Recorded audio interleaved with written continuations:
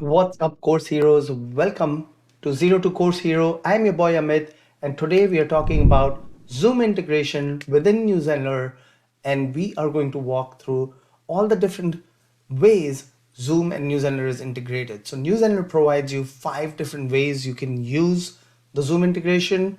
The first one is for one-on-one bookings.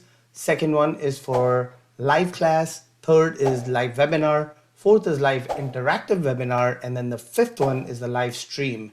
So we're going to take a look at all these options, and that will help you figure out what's the right option for you. Without further ado, let's get started.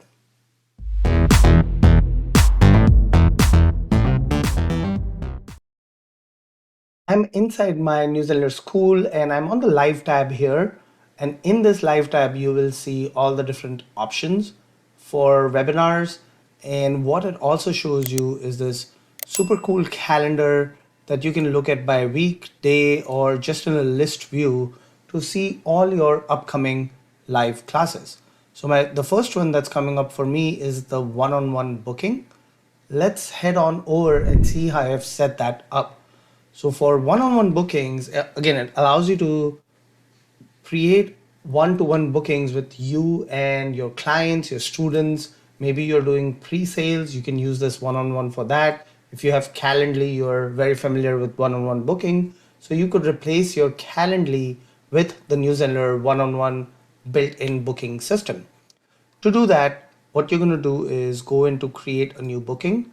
Now, almost all of the options are going to be the same regardless of one-to-one booking, live class, live webinar. What will change is the available theme depending on which option you choose. So we'll look at that, and then we'll also look at what an attendee experience looks like. First, let's go ahead and set up a one-on-one booking, and I'm just going to give it a name. Now you can have this as a single session or a recurring session, as the name suggests. I'm going to show you what that recurring session looks like in a second. But for this single session, you can add up to 30 single sessions. So I can say that this booking is available for people to book starting 5:30 on the 19th. And then I can just keep adding times to that specific day or any date in the future. So let's just say I want to add these 2 times, pick my time zone, pick the number of minutes this call can be used for, and then how many people maximum can register for this call. So I'm going to say that for this one-on-one booking, I can have up to 5 people in that one call.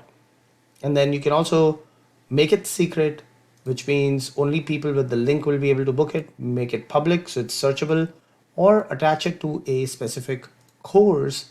And within the specific course, you can also attach it to a pricing plan so that only people within those pricing plan are able to book this specific meeting, which is pretty cool. I'm going to keep it to public for now, and then eventually, or I should say finally, you can toggle this automatic cloud recording that will allow this Zoom recording to be stored in New Zenler's servers, and then you can access it from there and then share that link with those attendees. Next step is to pick your theme. Currently, New Zealand has only 2 themes, the green one and the orange one. And let's just pick this default one here. And just like that, our one-on-one booking is ready. Now, I'm not going to go through the page editor. I have lots of videos I can link to that talk about how to design these pages. For webinar pages, it's a little more restrictive. You don't have access to the full New Zenler page editor. But let's just quickly look at what this one-on-one booking looks like. You can see I have the 2 arrows here to toggle between the different dates and then different sessions I can book from here.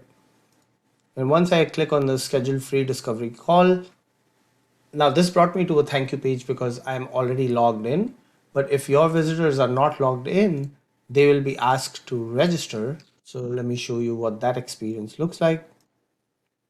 So they'll be asked to register, provide an email and password. This is asking them to log in, even though we have selected public. So just something to keep in mind that they can only log in to book a one-on-one booking, which means that if they are not users within New Zenler, they will have to first create an account and then they can log in and make this booking. Now, there is no way to customize this box here and provide a register link. So what you can do is you can add a header up top here that says register here if you're not already registered in my school. It's not the best experience, but again, it provides your visitors a way to make a one-on-one booking, which is huge without having to spend for external softwares. Just something to keep in mind. So that's for the one-on-one booking. We'll dive into what the student experience looks like. The other thing I want to show you here is I can change this from a single session to a recurring session. Before I do that, I can also delete some of the sessions that I had created. Now, if I go into a recurring session, I get the warning that all users who are registered for the single session will be updated to recurring session. I don't have any users right now. And within the recurrence, I can have daily, weekly, or monthly. Just note that the recurring sessions only go up to a maximum of 30 sessions. So if you're doing one a day, you'll have to continue doing this every single month. And every single month you do it, it's going to create a new link and your old link is going to be invalid. Now, for most people, that's not a big deal because not all of us are doing daily or weekly recurring sessions.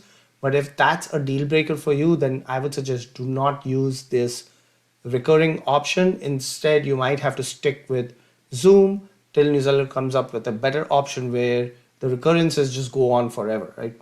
Because even if I say end by a specific date or end by specific number of occurrences, either of those cannot be more than 30. But here's something cool about the recurring sessions. Let's say I want to do it weekly and I want to do, actually, I had a client who had this issue and this is how we solved for it. That client wanted to do it monthly, but they wanted to do every second and fourth Saturday of the month. Now that's kind of tricky to set up in New Zenler. So what I knew is they wanted it every second and fourth Saturdays. So we're going to say this is going to repeat every month. So if it's every second and fourth Saturday, it's actually weekly. And I'm only going to choose Saturday as the date and uncheck all the other boxes. And then later on, we can go and customize that schedule, which is pretty cool. And I'm going to say, let's end this after the max number of occurrences, which is 30. Now you can view when those occurrences are going to happen, like the specific dates. So if I click on view occurrences, it's going to show me all 30 occurrences for this specific webinar. Not sure why it's not showing, but I'm actually going to show you a different way to do this. So I've said end after 30 occurrences, everything else is the same. Let's just hit update. So now that our recurring one-on-one booking is set up, what I can do is I can view these occurrences and I can see exactly when they're happening. But if this isn't the fourth Saturday of the month, I can simply go into edit and change this to be the fourth Saturday of the month. Now this is the fourth Saturday, so this is good. But this one I want to be the second and this one the fourth. So I would go in here, make sure this is the second Saturday of the month. Same thing here. I'd go in and make sure that this is the fourth Saturday of the month and then delete these two because I only want 2 in May. And just like that, I was able to customize this recurring meeting exactly how I wanted for my students, which is super powerful. So again, thank you New Zenler for allowing us this. One thing I wanted to show you, I X'd out of there too quickly, is now that I only have 28 sessions, 2 slots have opened up. So I can add schedule and add another date in here, and that will not count against my 30 because now I'm up to 29 sessions. So that's how you can reset these. You can change the upcoming occurrences as long as it's obviously in the future. So that's for the one-on-one booking recurring session. Now you have your pages, which is your register page, your thank you page, your waiting page. For all of these, the one-on-one booking, live class, live webinar, live interactive webinars, you can attach a pricing plan, which is awesome. So I'm going to attach a pricing plan just to show you how that works.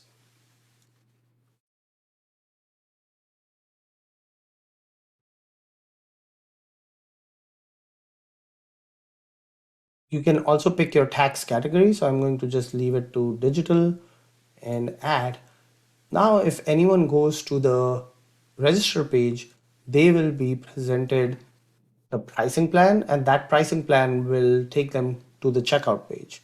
So if I click on schedule a discovery call, you can see that it automatically adds the pricing, the tax for that specific category, and then your users can go and register with their credit card or PayPal and pay for that booking.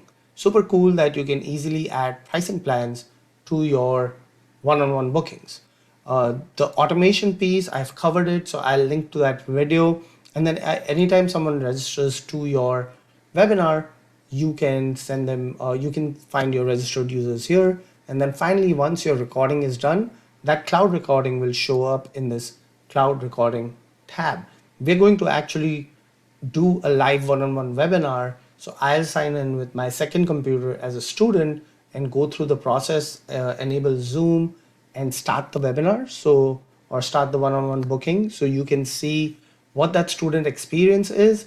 And then also we'll be able to find that cloud recording in the tab, hopefully if it's processed in time. Now, moving on to the live class, same concept here. I can create a live class. Again, the difference here is going to be the available themes. Pretty much all other options are the same. With any of these booking types, you can have a maximum of 300 registrants, and then you can also have a maximum of 4-hour sessions. There is a link that I'll drop in the description that talks about how many of these different sessions you can have, because I believe you can have 25 of the super extended ones and then 75 of these per month. I'll drop that link in the description so you can look at that. All these other options are pretty much the same. So let's skip those. And then here you can see you have 5 different themes to choose from. Now, I don't know how Zenler has decided what theme is going to be available for which of these options. And that's just something that unfortunately you have to go back and forth and navigate. So live class, the way live class works is this is for students who can log into their course area and sign up for a live class. Now to do that, what I need to do is go back to live class details, and that's the main purpose of live class, is for your students to be able to easily register for this upcoming live class. And what I'm going to do is I'm going to add this live class to my free course on how to use New Zenler. So if you're new to New Zenler, feel free to enroll in this course, just that I won't be actually in the live class. So do not sign up for the live class. Let's look for my free course here. All right, so here's my New Zenler Mastery course. I'm just going to select all pricing plans and hit update.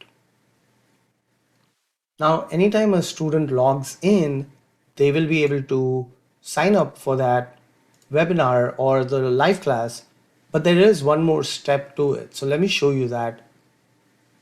So I'm showing you what a student experience would look like. This is how they sign in, and this is what the curriculum page looks like to them. What I need to do here is I'm going to add a lesson. So right here, I'm going to add a lesson called live class demo.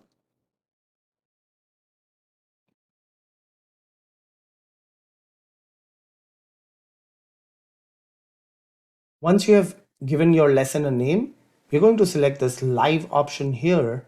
And once you select that, all your available live classes will show up. So this one was called, this is a live class 2. I'm going to select that. And now when your students log in, they'll be able to register for that live class. So if I refresh this, I'm going to go into the new and updated section here and select my live class. And then all they need to do is book their spot by clicking this book your spot button. Once I have clicked it, It's one-click registration because your student is already authenticated, already logged in, so they don't need to do anything else to finish booking their live class. Super easy. I love this functionality. The next two, one is live webinars, one is live interactive webinars. For live webinars, similar thing as live interactive webinars, it's just the themes that are going to be different. So if I start a new live webinar, let's just give it the same name, pick a date in the future, and I'm going to leave the rest of the options the same. You can see now there are 6 different themes to choose from. This one looks almost the same as live class. This one looks new, so I'm going to select this one. And just like that, my live webinar has been created, and you have the pages, automation, registered users, and cloud recording. Now let's move on to live interactive webinar, where we can do the same thing and pick a theme here. Again, I don't know why not all of the themes are available to each and every one of these options. And now my live interactive webinar is ready. One thing to note, the difference between the live webinar and live interactive webinars is live webinars you cannot charge for. Live interactive webinars has the pricing tab. If I go back to the live webinars, and let's just pick this one, you can see there is no pricing tab. For live class, since it's connected to a course, they've already paid for it.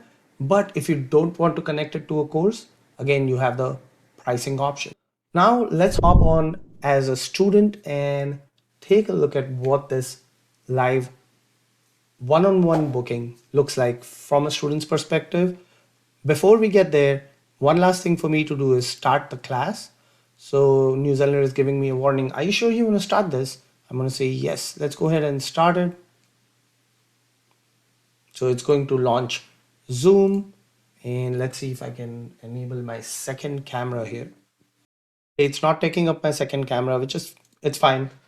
We just want to see what the student experience looks like. So I'm going to now use my laptop and log in as a student into this live booking and show you my laptop screen so you can see what that student experience looks like. So I am logged in as my student. Actually, here's the register link. I'm already logged in as a student, so I should not be prompted to log in again, but let's see if that happens. Here are the 2 sessions I can pick from. And before I do that, I'm going to hit start live class on my main computer. And that's going to invoke Zoom meetings. Let's just go there. I'm going to mute this. Okay, now let's just pick this time that the call is already on. And on your thank you page, you're going to get a link, which link will take you to the one-on-one booking session page. And here you can either copy this and paste it in your browser window, or you can hit the go button, and that's going to again launch Zoom on the student side. So I press the go button. Now I'm on a waiting page, and now I can click enter now, which will allow me to get into this Zoom one-on-one meeting. Yes, there are a few extra clicks, but it's okay. I mean, that's the nature of the game. If we don't want to pay for an external booking service, this is something that we have to do. It's not the most intuitive user experience, but I feel like it's going to get better because this is just iteration 1 of using one-on-one bookings. So I am going to join without video. You can see what the student interaction looks like. Students can start their videos, stop their videos. I, as an admin, have a little more control, so I can go into security and say don't allow participants to share screen or chat, or they can't even start a video. Now, once I do that, if we hop back over to the student view, I cannot start my video. It says that the video host has stopped the video. I can unmute and mute myself, and chat is also disabled, so I will not be able to chat with the participants. I can look at the participants, but I cannot chat with them. So that's how I, as a host, can control some of that functionality. And I can go here and say, you know what, you cannot even unmute yourself. So this is a listen only webinar. I can hide profile pictures. And then I can also say participants are not able to rename themselves. They cannot share whiteboards or they cannot collaborate. Now, that was something that I did one at a time, as you can see, right? I can check those things up again. And as I start checking them, the student controls are increasing and they're getting more control. Or what you can do is one click, suspend participant activities. This says everyone will be muted, video and screen sharing will be stopped, everything will be disabled, and the meeting will be locked. So I'm just going to say suspend. Now all activities have been suspended. Now I can go into security, unlock the meeting, and then I can also enable waiting room and unlock hide profile pictures. Your students still won't be able to do much because you have suspended all the activities, but they can still look at the participants and they can still view your screen. So if I start sharing my screen here, it's just that share this screen, you can see on my student view that screen is showing, and as I click through, students will be able to see whatever it is that you are sharing on your screen. I can go back into my Zoom and stop sharing now. And now we can end this meeting. Once it's ended, your students are also taken to the traditional Zoom thank you page or whatever, and there is no control that where you can send your students. So that's the page they're going to be. Now that was for the one-on-one bookings. Next, we're going to look at the live class, and I'm going to change this live class time so we can start it because within Zenler, you can only start it 15 minutes in advance, I believe. All right, now let's start this. Everything is the same as far as the Zoom interface, so not much changes there, but I want to show you what that student experience looks like. Now let's go and check out that student experience. Here we go. So you can see this interface is a little different for the live class. To show you what that live class experience looks like, I'm going to go back into curriculum, and from here you can see now it says this live class is happening now. Just click join now. So I'm just going to click join, go through that Zoom experience again. It opens up a new window. Your students will be asked to put in their name. So let's just do that. I can stop video, mute myself,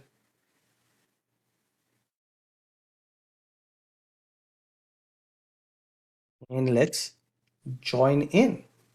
Now I'm going to switch to the admin side, and on my admin screen you can see I have a student that has just joined, and this again, the Zoom interface is pretty much the same, nothing much changes there. But on the student side, I have similar functionalities here. I can unmute myself. Let me see if I can get rid of this. So I can unmute myself, start the video, look at the participants, chat with the participants, and all of this is controlled by the admin. So if your admin has disabled it, or you as an admin have disabled it, then your students obviously won't be able to do any of this. I believe with the Zenler integration, we don't get polls yet. Let me see if, yep, polls is not an option under apps. So if you're looking for polls, you won't have that, but you have breakout rooms. You have all the other Zoom functionality except for polls. So that was for the live class, seamless and easy for the student experience to just go and click the register button to register for the live class, go and click the join button when their live class time is ready. You can set up your entire automation so your students get those emails for the live class. They'll get the automation emails reminding them, here's the link, go and join, and that'll help you boost your attendance. Next is live webinars. So same thing here, I'm going to change the live webinar time.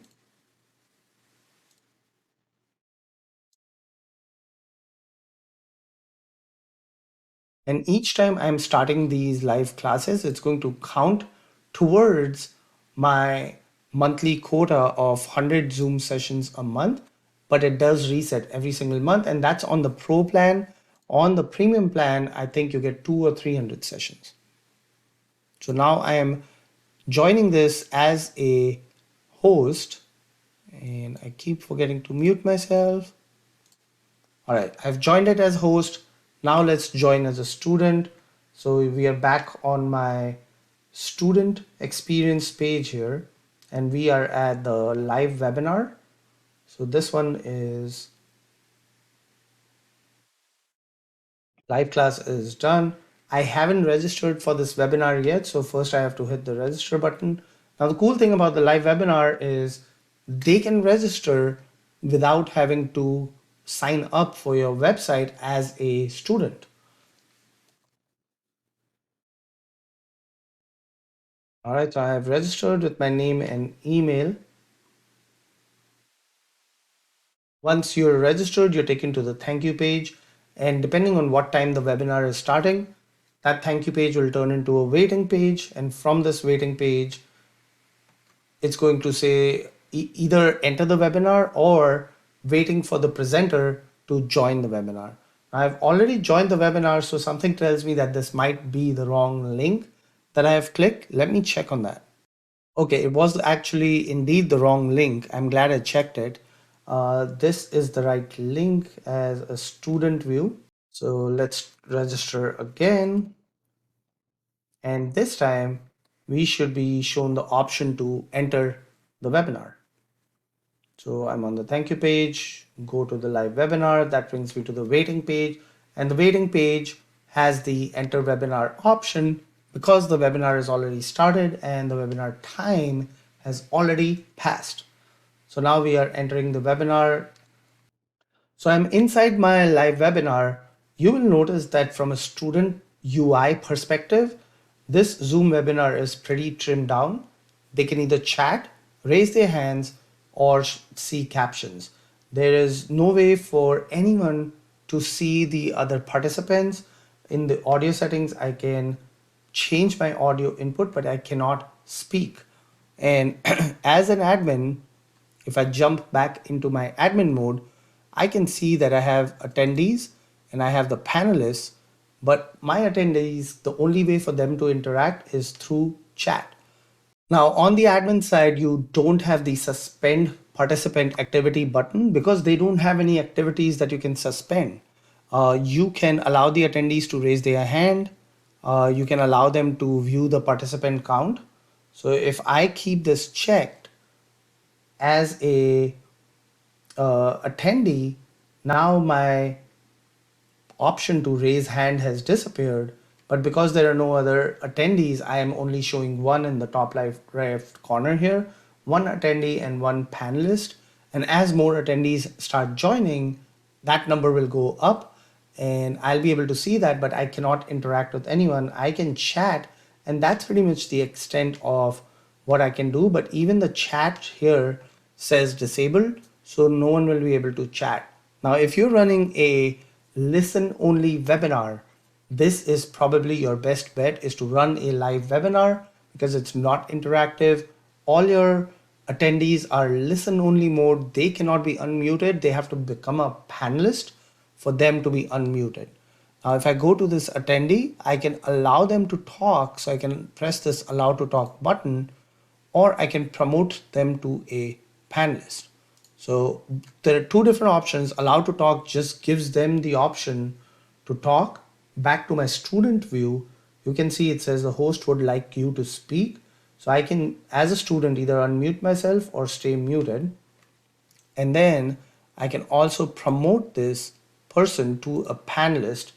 So your students will still have the option whether they would like to be joined as a panelist or stay as an attendee. So if I join the panelist, now I'm rejoining this Zoom session, and now I have all the other options that the panelist has, because now I am also one of the panelists. I can go back here and I can say, okay, make this person back to an attendee. And if I do that, the Zoom will reload for the student and all their privileges are taken away again. And now they're back to being a listen only mode student. So that's for the live webinars. Let's hop into the live interactive webinars and take a look at that under the hood. All right, we are back at it. We are in the live interactive webinar. Now let's hop right into the student view, because there are a few things I want to do with this one. Is I want to show you what it's going to look like from a student perspective when the webinar hasn't started, because everything we have done so far is we have started the webinar as an admin or as an author, as a teacher, and then allowed our students to come in. What happens if they show up there before we do? So this is, I'm on the registration page for a live interactive webinar. Same thing as live webinars, you're not allowed, you're not required to register. You just need a name and email and then you're in. So let's do that and hit register. Brought to the thank you page. I can copy that URL. That URL is unique. So make sure that you're not sharing that with your entire email list, because it is unique to each person who registers for that webinar. And now it says that there is 8 seconds left for this webinar to start. And once that happens, let's see what this changes to. Now, because I haven't started the webinar as a host, this window is going to continue to say waiting for the presenter to join the live webinar. Now, if I go ahead and start this, ideally students won't have to refresh to see a button that says enter webinar, but there have been instances where they've had to refresh. You can see side by side, as soon as I entered, this shows enter webinar. So I'm going to first enter this webinar as my host and also enter the webinar as the student. So that was pretty cool. I didn't have to refresh as a student. As soon as the host started the webinar, Zenler's page recognized it and it immediately allowed them to enter that webinar. Now, unlike the previous option, which was live webinars, live interactive webinars allows your attendees to, you guessed it, be interactive. So they can participate, they can chat, they can look at other participants, and they can do reactions. They do have the option to record if you allow them. So in this case, I'll have to ask the host for permission. And then as a host for this webinar, you can still control all those options. So go into security and suspend all participant activities. I don't want to report that to Zoom because Zoom might be thinking, okay, there's something suspicious going on. Let's suspend all participant activities. And now this participant cannot chat, they cannot record, they cannot start their video, they cannot unmute themselves. All of that has been disabled. So that's for the live interactive webinars. Now, we're not going to go through the live stream option fully because I don't want to go live in my Facebook group, but I am going to take it as far as I can without really going live. So let's hop on over to that option. I'm going to end this. And for this, we don't need a student view. So I will stick to the host view. Here I have this live stream. I can change the time for the live stream to a different time. I've changed the live stream timing to a different time. I can hit start live. And once I hit start live, this one has something unique that none of the others did. There will be an additional step in this one, but let's walk through that together. All right, so within my Zoom webinar, because I want to live stream this, what I'm going to need is I need to go here and select where I'm going to live stream this webinar. So if I want to stream this on my YouTube channel, I'm going to say live on YouTube. Zoom will do the rest. You have to choose your account, log in, and then you can go live on YouTube. So I'm going to say yes, go ahead, continue. So here I'll get to see, let's just go with private, and we'll go live. Because this is a private YouTube channel, it's a YouTube account that I hardly use. There is no harm in doing this. One thing I have noticed is when you're live streaming, there is, last time I tried this, there was a serious lag of at least 15 seconds. So keep that in mind that it's going to be at least 10 to 15 seconds lag between when you go live and when your live viewers hear this. But you can see this was pretty seamless. I selected my YouTube channel and granted permissions, and boom, I am live. So that's for the fifth live option, which is live streaming to your Facebook or to your YouTube or Twitch. And that's all 5 options. And there you have it, course wizards. That is how you can use the Zoom integration with New Zenler. So cancel your Zoom subscription, join New Zenler.